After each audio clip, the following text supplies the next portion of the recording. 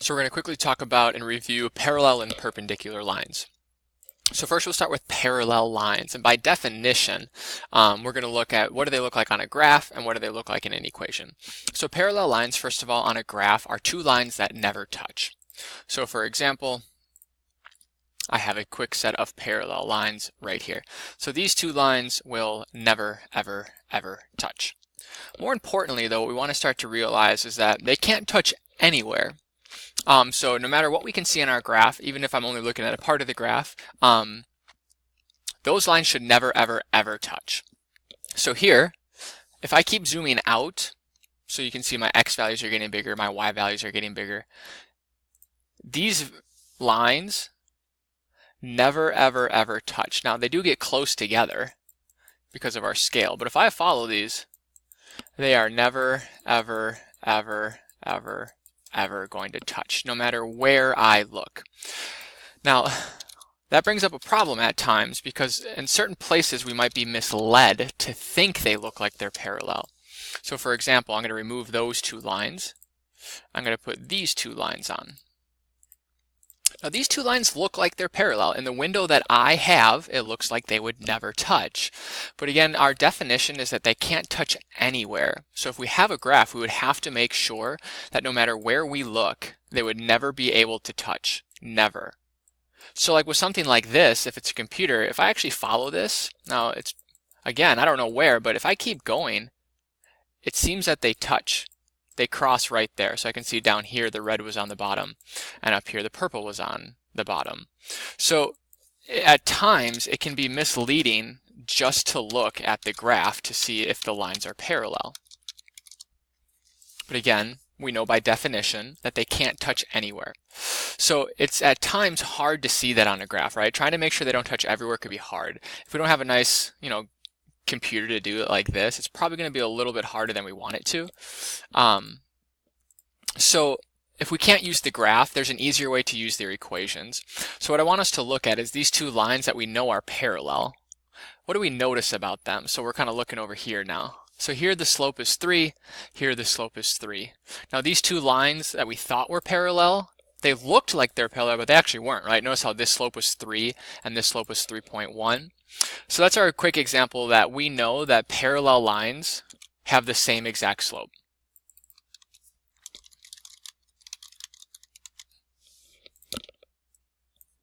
So that's by definition. If we look at their equation, they have the same slope. So over here, if I was going to create a line that's parallel, so if I fill one in, let's do a new one. Let's start with y equals 4x minus 3. So there's the line here in blue. Now if I want a line that's parallel, if I want to do a new line, it doesn't matter what the y-intercept is. Well, let's just start, let's say we have to have the same slope, so 4x minus 5. So those two lines are guaranteed to be parallel. If I want to put another line in, y equals, I could do 4x plus 1. As long as all of those lines have the same slope, they are guaranteed to be parallel.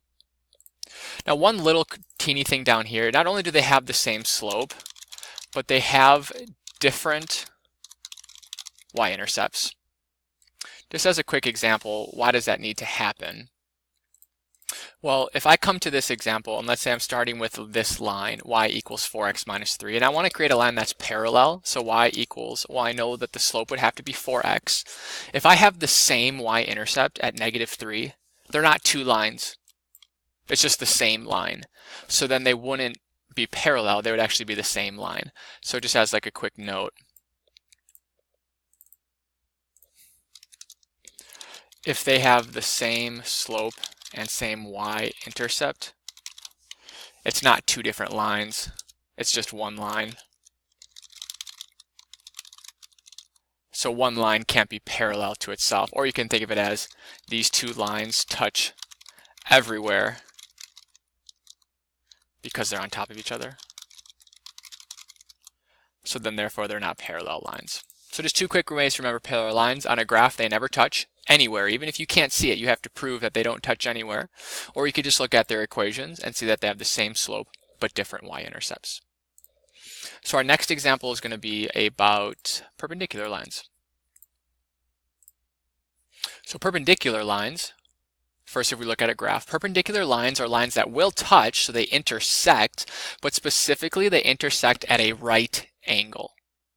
So if we go look, let's say, at this graph right here. So I have two lines, 3x, you can see down here, I have the line 3/4 x minus 1, and over here I have the line negative 4/3 x plus 5.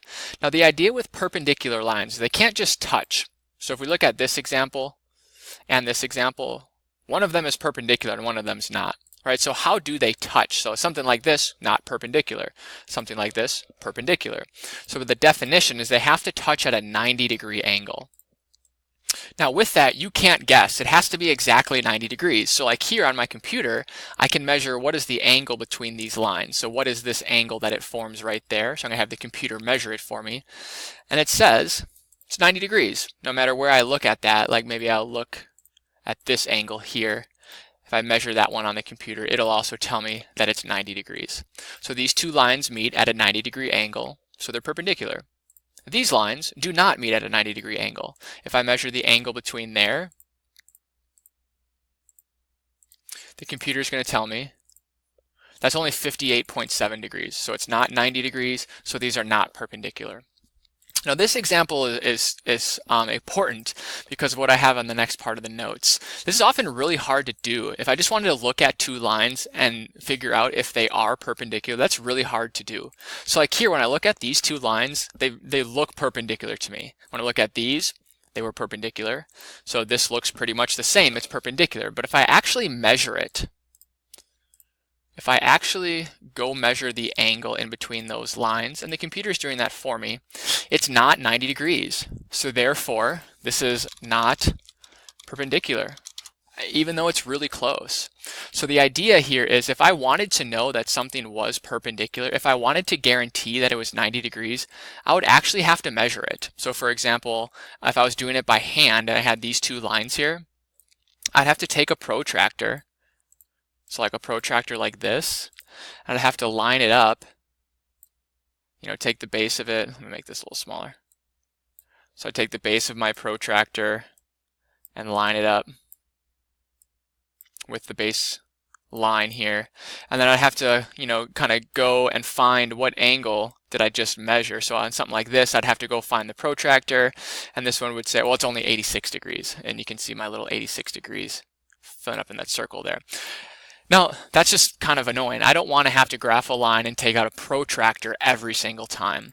But I also don't want to get questions like this wrong. I thought these looked perpendicular, but they're not perpendicular. So just like with parallel lines, there has to be a way to determine if they're perpendicular based off their equations. Now, what I want you to see on this one here, the ones that I guaranteed are perpendicular, the slope here on this one was 3/4. And the slope here was negative 4/3. I have a few more examples prepared. So these perpendicular lines, the line with the slope of 1/2, and I've proved this for you. I guarantee it's perpendicular to this one. It's kind of hard to see on the graph, but it actually is perpendicular. If I look at this one, this has a slope of 3/4. This one has a slope of negative 4/3. Those are also perpendicular. Again, it's kind of hard to see on the graph, but what we're noticing is that the slopes look similar, yet they look different. I can see the numbers 3 and the number 4, but they're kind of in the wrong place. This one was a positive and that one was a negative. So there's a clear pattern, and then what we're going to call that pattern is perpendicular lines. Their slopes are what we call opposite reciprocals. So the definition of an opposite reciprocal, opposite means just take the other sign. So as we saw there with our two slopes that we were going over, one of them had a slope of 3/4, and one of them had a slope of negative 4/3. So opposite means they have different signs. So if one slope was positive, like that one was, the other slope has to be negative. Or if the first slope was negative, then the other slope would have to be positive. So they have different signs. They have opposite signs. The word reciprocal, that word means flip over.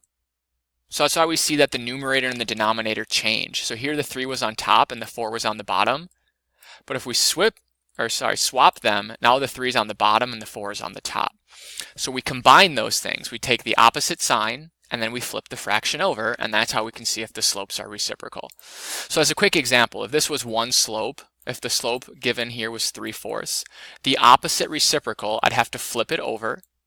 So the 3 would go on the bottom, and now the 4 would go on top.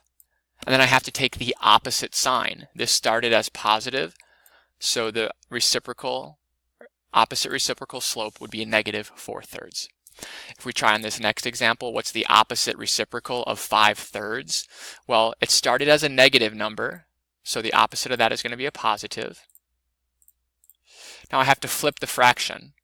So the 5 used to be on the top, now it's going to go to the bottom, and the 3 used to be on the bottom, so now it's going to go to the top. Now with the number 2, when we think about flipping that over, sometimes it might be helpful just to represent that as a fraction to begin with. So 2 is really the number 2/1. So if I wanted to find the opposite reciprocal of that, well, first of all, it started as a positive number, so it's going to become negative. And then I would flip it over. The 1 would go to the top, and the 2 would go to the bottom. Same thing with -1/3. If I wanted to find the opposite reciprocal, it starts negative, so I know the opposite will be a positive, and I flip it over so the 3 comes on top and the 1 goes on the bottom. And a lot of times you would see that simplified to 3. So if I wanted to check if two lines were perpendicular, like if I was going to do one more example here, let's say we start with the line y equals 5/6x. If I wanted a line that's perpendicular, what I have to do is make sure that the slope changes sign. So it used to be positive, so I'm going to make it a negative. And then the bottom becomes the top. So 6 would be on top and 5 would be on the bottom. I can guarantee, I don't have to look at the graph, I guarantee that these two things are perpendicular. Now, the y-intercept doesn't matter. If they each have a y-intercept of 1, they're still perpendicular, so we don't have to worry about the y-intercept at all when we are doing perpendicular lines. So that's a quick rundown of parallel and perpendicular lines.